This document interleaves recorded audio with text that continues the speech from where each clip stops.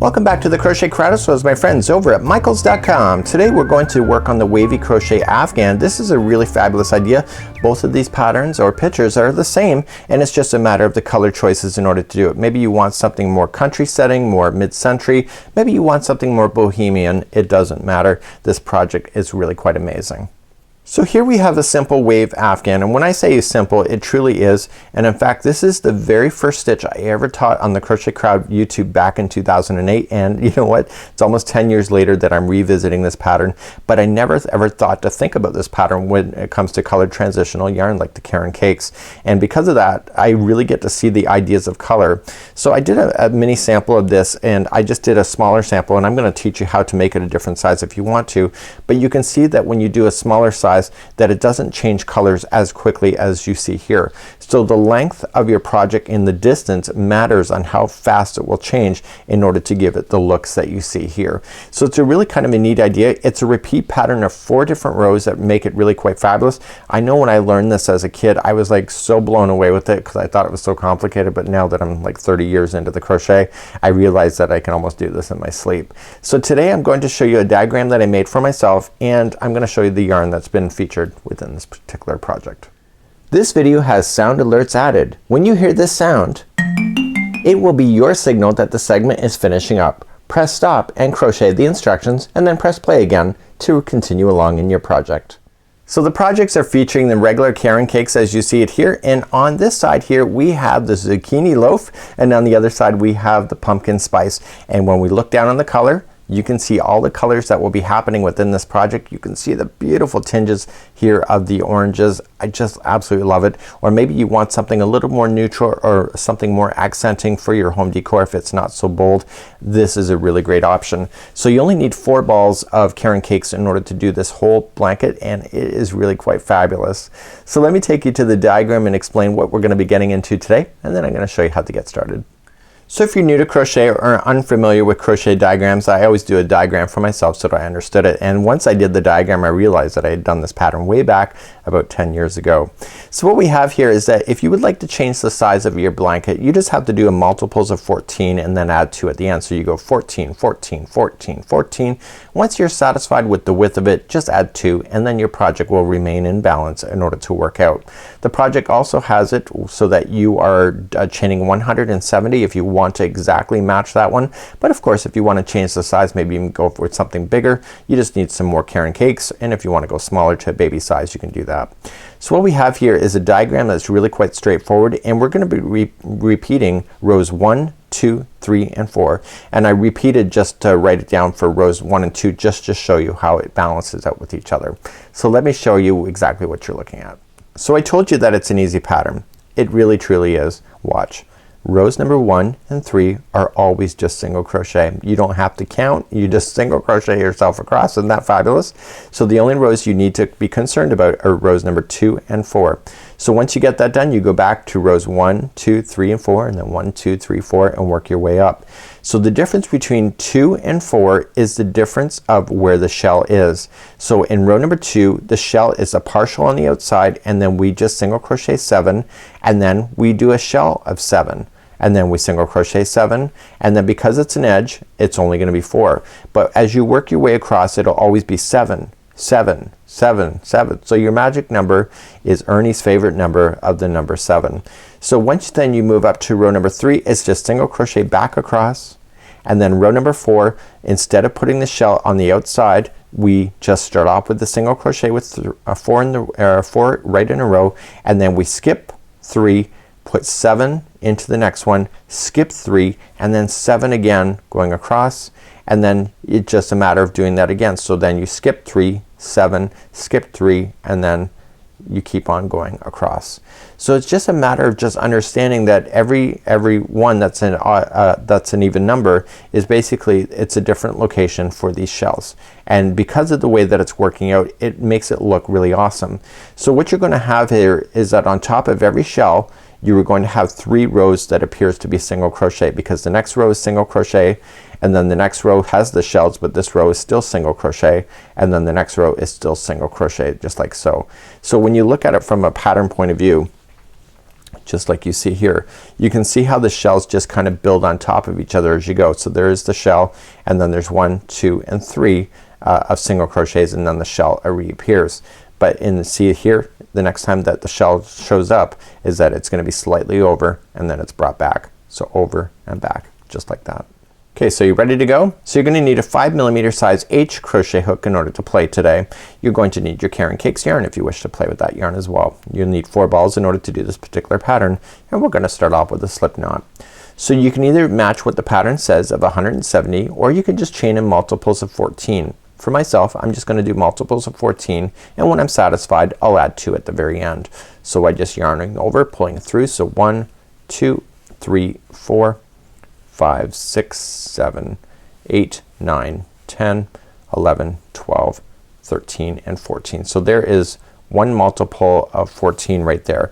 So you can decide for yourself, is it big enough, yes or no? If not, do it again. So 1, 2, 3, 4, 5, 6, 7, 8, 9, 10, 11, 12, 13, and 14. So once you're satisfied with the length of it, you just have to add 2. So if you are doing 170, you can just do 170, but if you want to do multiples, that's exactly what you have to do. So in row number 1, we're gonna go second chain from the hook. So 1 and 2, count it back and just turn it over and get the back loop only of the chain, and I want you to single crochet yourself all the way across the chain. So just going into the next one, that's the back only, and single crochet, and the next one, and etc. So go all the way across your chain with just single crochet. So I'm coming up to the other side of the chain, and I'm going into my very last one with single crochet. So that was row number 1, and I'm gonna turn my work. So rows 1 and 3 are always just gonna be straight single crochet back and forth, back across. So let's go for row number 2. Row number 2 is a half shell to begin, and then we're gonna start establishing the spacing and then another shell. So to do that, we're gonna chain up 3. So 1, 2, 3, and that counts as a double crochet, and into the same one where you've done the join, I want you to put in 3 more double crochets. So with the chaining of 3 and these 3, that counts as 4 double crochets in the end. So now I want you to skip 3 stitches. So 1, 2, and 3, and now for the next 7 stitches in a row, single crochet. So let's count those out together. I just did 1 and 2, 3, 4, 5, 6, and 7. So once you have your 7 done, you're gonna skip the next 3, and then you're gonna put 7 trebles or doubles into the next one after that. So there's the 4th one away. So 1, 2, 3, and 4, 5, 6, and 7. So the repeat pattern all the way across is gonna be exactly the same. So you're gonna skip 3, and then the next 7 will be 7 single crochets in a row. So 1, 2, 3, 4, 5, 6, and 7. So then if you're continuing along, then you'll skip 3, and then the next one after that is gonna be 7 of these shells again, skip another 3, and then another 7 in a row. So once you come to the very end, you'll find that you'll end up with 4 stitches left. So you're gonna skip the next 3, and into the final one you're only going to put in 4 doubles because it's a half. So just do 4 double crochets right into the very end.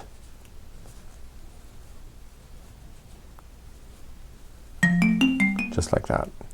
So you can see that the shells kind of just went in there. You still have your single crochets in the middle, and etc. So let's begin row number 3. So turning our work and going for row number 3. So row number 3, just like 1, is what? It's just a single crochet. So chain up 1, and into the same one just do 1 single crochet, and then you just keep adding a single crochet into each one as you go all the way across. So you don't technically need to count anything. Right? You just go 1 single crochet into each stitch all the way across. So please do that all the way for row number 3.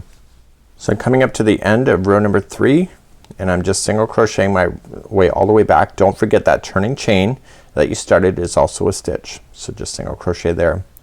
So now we're gonna turn our work. So you can see that this makes this wave look more accented, but it's actually just a single crochet sitting on top. So this time in row number 4, the shell is now gonna sit in the middle here. So it's gonna be shifting over and going into the middle. So you have one over here, here, and etc. So all these shells will be in between the existing shells. So to begin the first section here, we're going to chain up 1, and the first 4 in a row will all be 1 single crochet each. And now the fun begins. It's just like before, it's just been shifted. So the next 3 are empty. So 1, 2, and 3, go to the 4th, and you're gonna put in 7 doubles into that one. So 1, 2, 3, 4, this is 5, 6, and 7. And then you skip the next 3. So 1, 2, and 3, and then start on the 4th, go on, and 7 single crochets in a row. So that was 1, 2, 3, 4, 5, 6, and 7. And then you skip the next 3. So 1, 2, 3, go to the 4th, and then you put in 7 doubles again. So all of these shells appear in between the resting points of the shells that are in the rows below.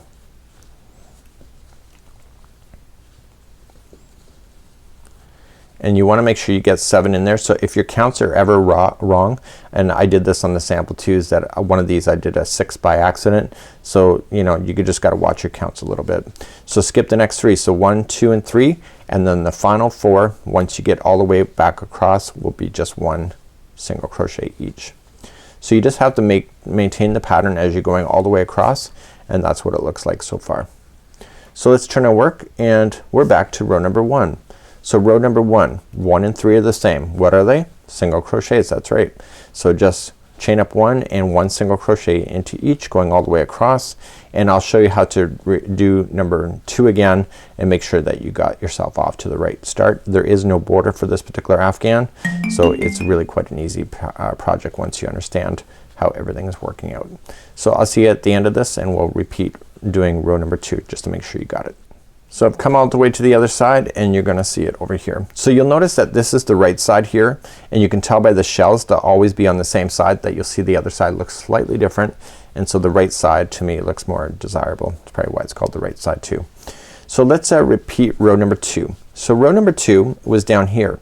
You have the half a shell that you see, and how many single crochet rows are above? So 1, 2, and 3. Remember what I said here is that there's always like 3 single crochet rows in between things. So the shell's now gonna appear here, and so I can count it. So 1, 2, and 3 single crochets are here. So it's just a neat thing to look for if you want to. So to start row number 2 again, it's just chaining a 3 counts as a double crochet, and in the same one you're going to put in 3 more double crochets. So you're gonna do a half a shell on the outside there. So how many are you gonna skip? You're gonna skip 3. So 1, 2, and 3, and go to the 4th, and you're gonna single crochet 7 in a row. So that was 1, 2, 3, 4, 5, 6, and 7. And then how many are you gonna skip? It's gonna be 3. So 1, 2, and 3, and it's gonna be in the 4th. And if you follow it up, it looks like it's in the middle too. So that's a good indication that we're right. So there's gonna be 7 double crochets in a row, and the 4th one away.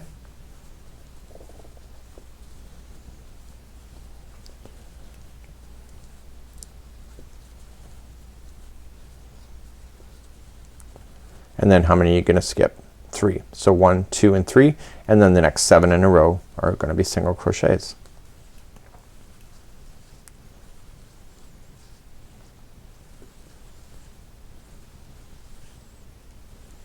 Okay, and so you just continue that same idea going all the way across, and then when you get to the edge you're gonna skip 4 or skip 3. So 1, 2, and 3, and the final stitch is gonna be a half a shell. So there'll only be 4 doubles into that one there in order to bring it back in balance. Just like that. So it's a really neat pattern in order to play with. Let me just back out the camera a little bit, and you can see that the shells really kind of produce a really neat idea. And with your Caron Cake yarn that you're going to be playing with, you can see that the colors would transition on its own, and just like you see here, and it's really quite awesome. And it depends on the color that you want to choose as well. And the designers have purposely chosen the certain widths of 170 in order to get the colors to really line up properly. There is a method to the madness, even though you may not think so. So it's a really quite an awesome idea in order for you to play with, and I hope that you really enjoyed this pattern. And on behalf of Michaels.com as well as the Crochet Crowd, have a great day. Good luck with this project, and make sure you post your projects online. We'd love to see. We'll see you again real soon. Bye bye.